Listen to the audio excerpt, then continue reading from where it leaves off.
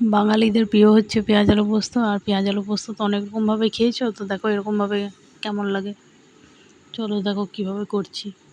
প্রথমে আলুটাকে কেটে নিচ্ছি কুচি কুচি করে, চৌকো চৌকো শেপ দিয়ে।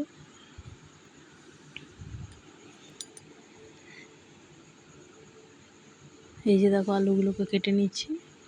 এবার পেঁয়াজ কেটে নিচ্ছি, ওই একই রকমভাবেই পেঁয়াজও কেটে নেবো চৌকো চৌকো করে।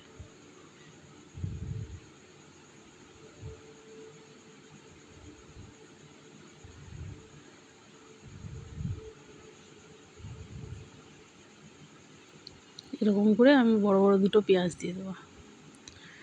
হ্যাঁ, আলু আর পেঁয়াজ প্রায় সমান সমানই দেবো। এবার পোস্ত বেটে নিয়েছে মা।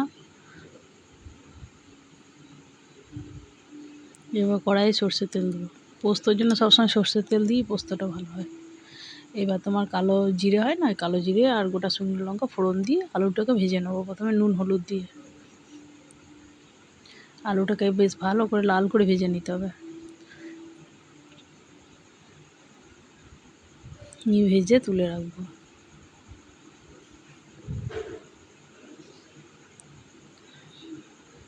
যত কষবে তত টেস্ট হবে পোস্তটা।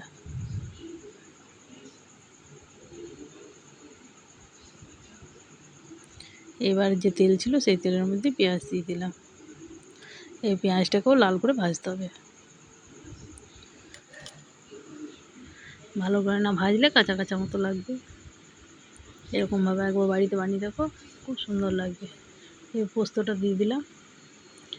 এবার কাঁচা লঙ্কা বাটা দিচ্ছি। আমি পোস্তর সঙ্গে লঙ্কা আলাদা করে দিইনি, কেন কি বোঝা যায় না লঙ্কাটা। এটা কাশ্মীরি লাল লঙ্কা, কালার করার জন্য, একটু পিঙ্ক পিঙ্ক মতো আসবে বলে ওটা দেওয়া।